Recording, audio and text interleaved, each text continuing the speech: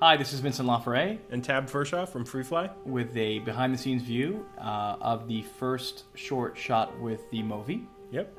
And what we really want to try to explain was why this is an important device and why it might just change things. If you can just see this last shot, Tab was running at full speed and the actual resulting shot is completely smooth. And one of the first things that I think any of us realize, whether we're shooting with an iPhone, a 5D Mark II, or just about any motion camera, is that it's actually really hard to stabilize, even when you're standing still, let alone when you're trying to do a pan or a tilt, let alone running or in a car. Yeah. And I think we've all dreamed of flying with our cameras and doing these incredible shots since we started in video. And some of you may know I shot with the 5D Mark II a few years ago, and I was very limited in the way I could move the camera. And this gimbal to me is kind of that bridge to allowing us to imagine a shot. Here we are on set and just discussing it, and within a relatively few minutes be able to execute it with a relatively small team of people. Yeah, and go down this staircase, which was incredibly tight,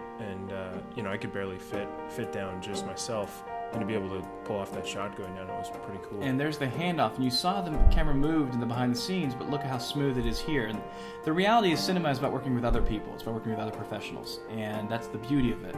But we don't always have that at our availability or at our disposal.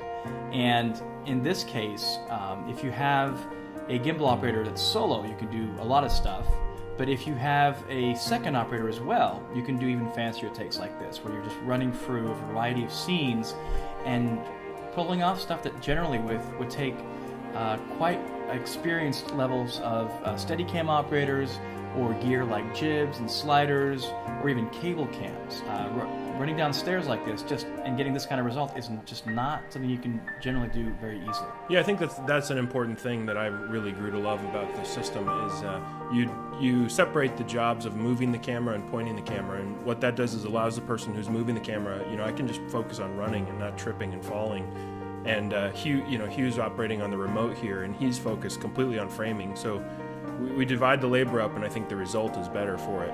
And what I wanted to do as well is I wanted to shoot the entire short with just this one device. So every shot you've seen in the resulting short was shot with the MOVI. And that was a key point. Here you see it on roller skates.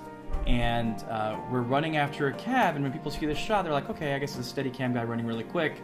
And then the camera just places itself through the window, and one of the producers that saw this said, well, where's the platform for the Steadicam guy to stand on to make this shot? How did you pull that off?